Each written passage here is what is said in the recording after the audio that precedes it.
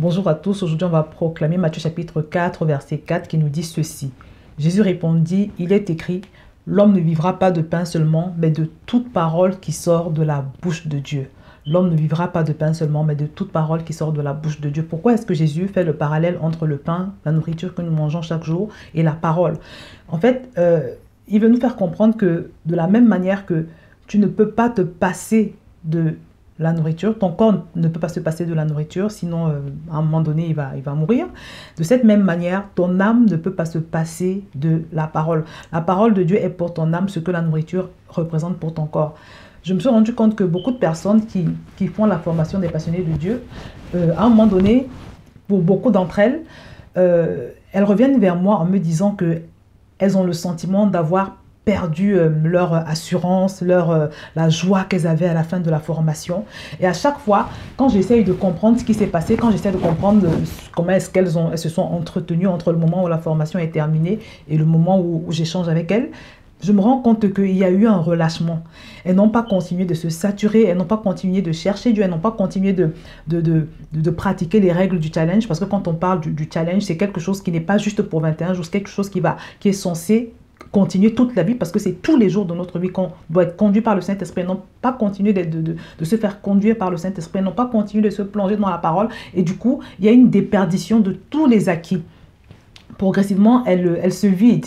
Et c'est pour ça que, malheureusement, beaucoup d'entre elles se retrouvent dans une situation où elles se sentent faibles spirituellement. Elles ont vraiment le sentiment d'avoir perdu tout ce qu'elles ont eu. Et c'est vraiment dommage. Mais bien aimé, je voudrais donc profiter de cette opportunité pour t'encourager à ne jamais te relâcher quand il s'agit de t'entretenir par la parole de Dieu. Parce que tu ne peux pas dire que, bon, comme j'ai bien mangé, imaginons que tu participes à une grande fête et qu'à cette fête, il y a beaucoup à manger, tu as toutes les entrées que tu veux, tu as tous les desserts que tu veux, tu manges tellement et tu es bien plein. Est-ce que c'est pour autant que tu vas plus t'alimenter? Est-ce que c'est pour autant que tu vas décider que, bon, comme j'ai bien mangé aujourd'hui, je vais désormais, voilà, je vais plus manger? Tu peux le faire pendant un jour, pendant 2 jours, 3, 4 jours, quelques jours, mais au bout d'un moment, si tu ne recommences pas à manger, c'est ce qui est sûr et certain, c'est que tu vas avoir des problèmes et tu peux même mourir. Donc c'est le même principe.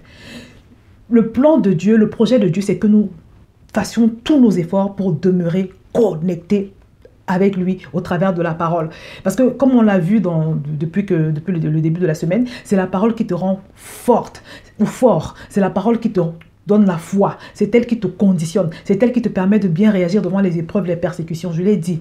Donc, c'est indispensable en permanence de se rappeler cette parole, de se plonger. C'est pour ça qu'on lit la Bible tous les jours. Moi, j'ai lu ma Bible de la Genèse à l'Apocalypse plusieurs fois, mais je continue de la lire tous les jours. Je continue d'écouter des enseignements. Parce que quand tu écoutes des enseignements, c'est toujours la parole de Dieu commentée, mais ça reste la parole. Donc, c'est quelque chose qu'il faut faire. Tu ne peux pas dire que je l'ai déjà fait et je ne le fais plus. C'est vraiment quelque chose qu'il faut continuer en permanence.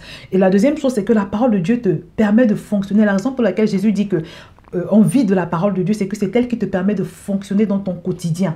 Tu vois, il y a des moments où, même pas qu'il y a des moments, chaque jour, en une journée, chaque heure, tu as une décision à faire, tu as un choix à effectuer, et à chaque fois, tu as besoin de savoir quoi faire. Qu'est-ce qui te sert de repère à ce moment? Comment est-ce que tu fais pour savoir ce que tu dois faire? C'est en fonction de ce que tu sais de la parole. Mais si tu es quelqu'un qui ne consomme pas la parole, tu seras vide, tu ne sauras jamais quoi faire. Tu ne sauras pas comment fonctionner dans ton quotidien. Et tu vas prendre beaucoup de mauvaises décisions. Et c'est ce que le Seigneur veut nous éviter. Et c'est pour ça qu'il nous dit que nous devons nous comporter de la même manière. Alors, de la même manière que nous nous comportons vis-à-vis de la nourriture, c'est de cette même manière que nous devons nous comporter vis-à-vis de la parole de Dieu, en tout cas en ce qui concerne notre âme. Et je prie véritablement que ça devienne ta portion, que tu deviennes vraiment un homme de la parole, une femme de la parole. Comme ça, véritablement, tu auras le bon repère, tu sauras quoi faire à chaque moment et tu seras toujours fort en tout temps et en toutes circonstances. Que le Seigneur te bénisse et je te laisse mettre ton verset en bas de cette vidéo.